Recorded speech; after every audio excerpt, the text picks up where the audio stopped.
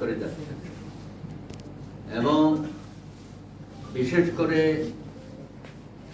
ধর্মীয় সংখ্যালঘু গোষ্ঠী যেখানে নির্যাতনের শিকার হচ্ছে, তিনি নিজে ছুটে গেছেন এবং তিনিও এই মানবাধিকার কর্মী হিসেবে কাজ করতে গিয়ে বহু জায়গায় উনিও নির্যাতিত হয়েছেন, তার উপরও নানানভাবে হামলা হয়েছে।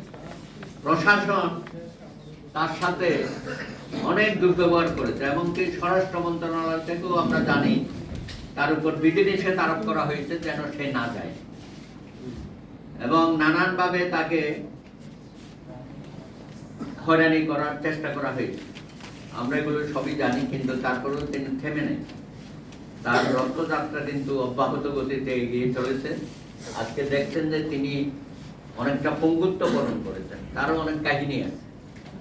এরকম যাচ্ছিল, সেখানে ওনার উপর হামলা হয়েছে, এবং যেভাবে হামলাটা হয়েছে আমি তো দেখতে পাচ্ছি যে উনি আর বোধহয় সেভাবে স্বাভাবিক জীবনে ফিরে আসতে পারবেন না। তারপরেও দেখেন লাঠি নিয়ে নিয়ে এখনো ঘুরছেন।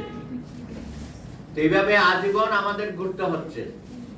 53 বছর পড়লাম এই কারণে, আমরা তো এটা মুক্তিযুদ্ধের মধ্য দিয়ে যে বাংলাদেশ আমরা সৃষ্টি করেছি, এবং যেখানে আমাদের প্রোক্লেমেশন অফ ইন্ডিপেন্ডেন্স কথা বলা হয়েছে, তারই ধারাবাহিকতায় 72-এর সংবিধানের 4 মূলনীতি, গণতন্ত্র, ধর্ম নিরপেক্ষতা, সমাজতন্ত্র, জাতীয়তাবাদ, সবই ঠিক ছিল। কিন্তু যাদের এটা করার কথা ছিল শুরুতেই, যারা মুক্তিযুদ্ধটাকে একক দলের মালিকানা নিয়ে নিল, এবং যারা বলল মুক্তিযুদ্ধের আদর্শ এবং মূল্যবোধ প্রতিষ্ঠা করার জন্য তারা আওয়ামী লীগ এককভাবে দায়িত্ব নিল। কিন্তু আমরা কি দেখলাম, তাদের যে কর্মকাণ্ড এত গোজামিল ছিল। আরে 72 সনে তো প্রথম শুরু হলো চট্টগ্রাম এবং ঢাকায় দুর্গা মণ্ডপে আক্রমণ হলো, সেই বিচার তো তখনও হয়নি। আজ অবধি প্রত্যেকটা ঘটনা কোন বিচার কোন সরকার করে নাই। আপনি দেখেন 96 সনে আওয়ামী লীগের সময় যত ঘটনা ঘটেছে, একটি বিচারও কিন্তু আমরা পাইনি। শুধু ধর্মীয় সংখ্যালঘু না, আপনি যে উদীচীর উপর হামলা হলো যশোরে, বা কমিউনিস্ট পার্টির সবার উপর হামলা হলো পল্টনে, রমনাতে পহেলা বৈশাখে হামলা হলো, কারণ আওয়ামী লীগ সবসময় এই রাষ্ট্রটাকে এমন একটা পরিচিতি দিতে চায়, এটা একটা জঙ্গিবাদ, মৌলবাদ, এইভাবে এটার একটা পরিচিতি দেওয়া সে সবসময় চেষ্টা করে। যে কারণে দেখেন বিএনপির দ্বারা যে ঘটনাগুলো ঘটছে 2001 থেকে 2006, সেগুলো উচ্চ আদালতের নির্দেশে একটি কমিশন হয়েছিল। সেই কমিশনে বর্তমান রাষ্ট্রপতি যিনি শাহাবুদ্দিন টুকু সাহেব ছিলেন কমিশন মেম্বার। তিনি ঘটনাগুলো চিহ্নিত করেছেন সুনির্দিষ্টভাবে। তো সেগুলো তো পরবর্তী সরকার এসে আওয়ামী লীগ সে তো এই বিচারগুলো করতে পারত, অথচ তখন স্বরাষ্ট্রমন্ত্রী ছিলেন সারা খাতুন। তাকে গিয়ে আমরা বললাম যে এখন তো আপনার সামনে ডকুমেন্ট আছে, এখন বিচার কাজগুলো শুরু করেন। কি নির্মম ঘটনাগুলো আপনারা দেখেছেন সারা দেশে। উনি বললেন না, সরকার কোনো মামলা করবে না, অর্থাৎ মামলা করতে হবে যেমন আজকে যারা বিক্রির কথা বলছেন তাদের উপর দায়িত্ব দিয়ে দিল, একটা মামলাও করে নাই।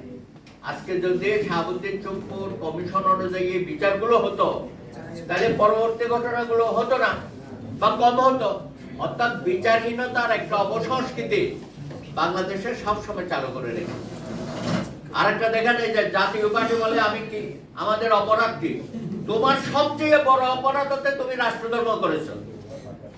সংবিধানের মধ্যে রাষ্ট্রধর্ম করা এটা তো কারো কোনো ম্যান্ডেট ছিল না। তুমি কি তোমার কোন নির্বাচনী ইশতেহারে এটা দিয়েছিলে যে এরশাদ সাহেব আমি ক্ষমতায় গেলে আমি রাষ্ট্রধর্ম করব? তুমি গায়ের জোরে বিনা ভোটে 88 সনে কোন দল অংশগ্রহণ করে না, তারা সেখানে গিয়ে রাষ্ট্রধর্মটা করে দিল। যেদিনে আপনি রাষ্ট্রধর্ম করলেন সেদিনেই তো হিন্দু বৌদ্ধ খ্রিস্টানরা এখানে দ্বিতীয় শ্রেণীর নাগরিকে পরিণত হলো। সাংবিধানিক ভাবে তো আপনাকে এখানে আপনার অধিকার সাংবিধানিক ভাবে ক্ষুণ্ণ করা হলো। আপনি দেখেন নেপাল একটা ছিল হিন্দু রাষ্ট্র, তারা রিপাবলিক ঘোষণা করলো, হিন্দুত্ব বাদ দিয়ে দিল। আমরা খুশি হয়েছি না? শেখ হাসিনা বেগম খালেদা জিয়া দুজনেই অভিনন্দন নেপালের জনগণকে যে তারা এখন রিপাবলিক অফ নেপাল, কোন হিন্দু রাষ্ট্র নাই।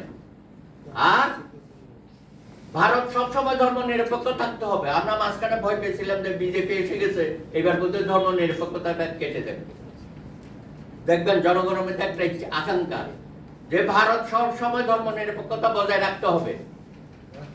আর পাকিস্তান ধর্মান্ধ থাকুক, রাষ্ট্রধর্ম থাকুক, আফগানিস্তানও থাকুক তালেবান, আর বাংলাদেশও বাংলাস্থান হোক। অর্থাৎ নিজের বেলায় আবার 16 আনা ঠিক আছে, আর অন্যান্য দেশে সব জায়গায় ধর্ম নিরপেক্ষতা রাখতো। আর ভাই ধর্ম নিরপেক্ষতা তো আমাদের তৈরি বাংলাদেশে। ইন্ডিয়া তো করেছে 76 সনে, আমরা করেছি 72 সনে। সেই দিক থেকে তো ভারতের থেকে আমরা এক ধাপ এগিয়ে আছি। সেই জায়গাটাও আমরা গৌরবের, এই জায়গাটাও আমরা ধরে রাখতে পারিনি। তারপরে দেখেন কি ধরনের বিমাতা সুলভ আচরণ। 8ম সংশোধনী কোর্ট ছিল এরশাদ, সেটা চ্যালেঞ্জ করা হলো হাইকোর্টের বিষয়টা নিয়ে। সারা বাংলাদেশে 8টি হাইকোর্ট নিয়ে গেছিল। আমরা উকিল সাহেবরা, বিচারপতিরা মিলে মামলা করলাম, মামলাতে বললো হাইকোর্ট গুলো সব ফেরত আনো। মানে নিজেদের বেলায় সব ঠিক। আবার যখন রাষ্ট্রধর্ম চ্যালেঞ্জ করা হলো যে ওইটা যদি সংবিধান পরিপন্থী হয়, এর সাথে হাইকোর্ট বিভক্তিটা, তাহলে রাষ্ট্রধর্ম সংবিধান পরিপন্থী, কিন্তু হাইকোর্ট সেই মামলাটা নিল না। সেই মামলাটাকে বলল যে যারা মামলা করেছে তাদের লোকাশ্রেণী নেই। কারা মামলা করেছিল? বিচারপতি কামাল উদ্দিন হোসেন, কেএম সোবান, কলিম শরাফি, আনিসুজ্জামান, সুফিয়া কামাল, জেনারেল দত্ত, 15 জন বিশিষ্ট নাগরিক, সিরাজুল ইসলাম চৌধুরী এখনো আছে, বদরুদ্দিন উমর এখনো আছে। এই ধরনের 15 জন বিশিষ্ট ব্যক্তি রাষ্ট্রধর্মকে চ্যালেঞ্জ করে মামলা করলো।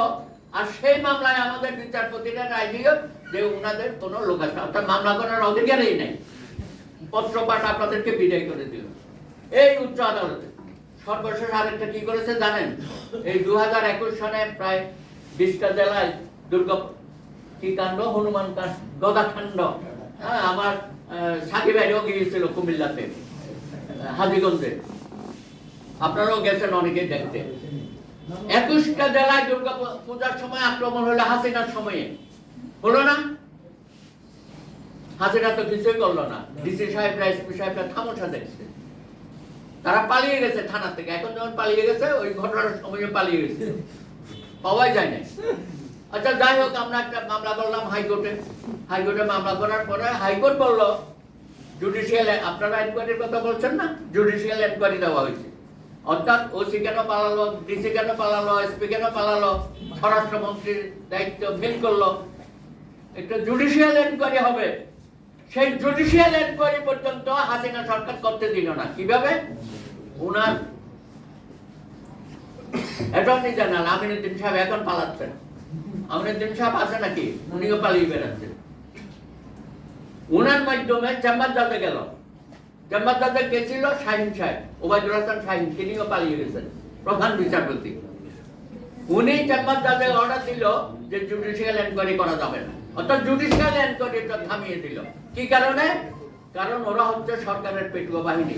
ডিসি, ওসি, এসপি, আমলা সাহেব, এদের বিরুদ্ধে রাষ্ট্র কোনো ব্যবস্থা নেবে না, কারণ এরাই তো হাসিনাকে টিকিয়ে রাখছিল। সুতরাং বিচার বিভাগও আপনাদের প্রতি, আমাদের প্রতি বিমাতা সুলভ আচরণ। আরেকটা দেখেন, এই যে আমাদের পাহাড়ি ভাইদের সাথে যে আরেকটা প্রতারণা করলো, শান্তি চুক্তি। হাসিনা বলল আমি শান্তি চুক্তি করে দিয়েছি, বোধহয় নোবেল প্রাইজটা আমি পেয়ে যাব, বলছিল না? মনে নাই? আরে নোবেল প্রাইজ তো ইউনুস পাওয়ার কথা না, এটা তো শেখ হাসিনা পাওয়ার কথা, ওই যে শান্তি চুক্তির কারণে।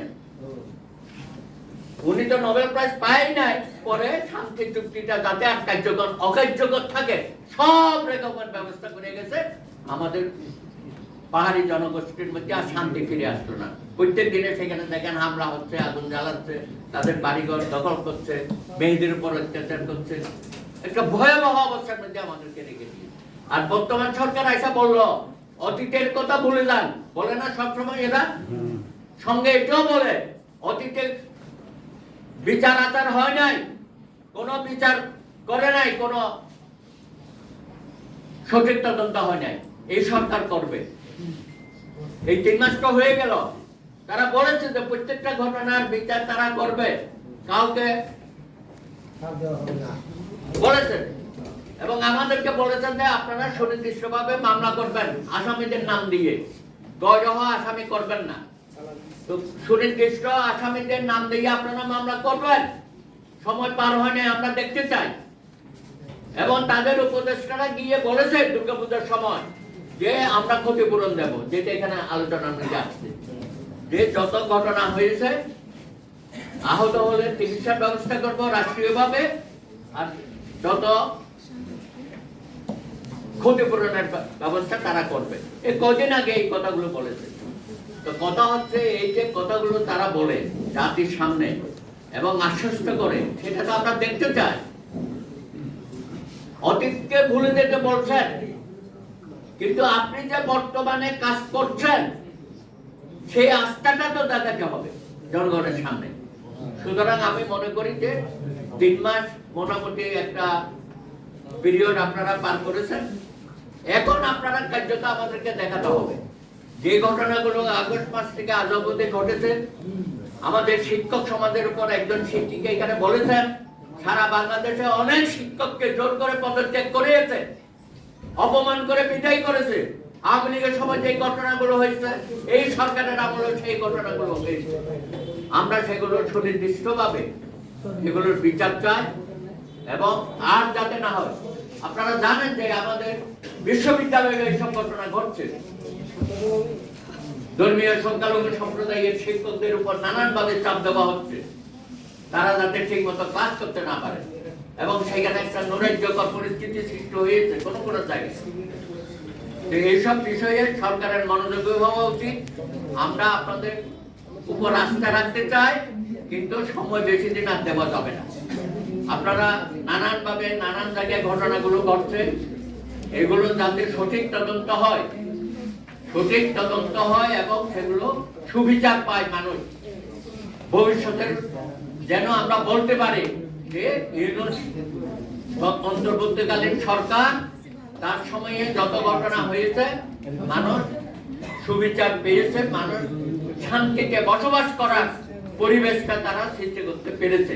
এই কথাটা যেন আমরা গর্বের সাথে বলতে পারি, তাহলে আজকে বৈষম্য বিরোধী আন্দোলনের যে সফলতা এবং বৈষম্যহীন সমাজ ব্যবস্থা যে কমিটমেন্ট তরুণ সমাজ, ছাত্র সমাজ জাতির সামনে দিয়েছে, সেটা কার্যকরী করার জন্য আমাদের সকলকে ঐক্যবদ্ধভাবে কাজ করতে হবে।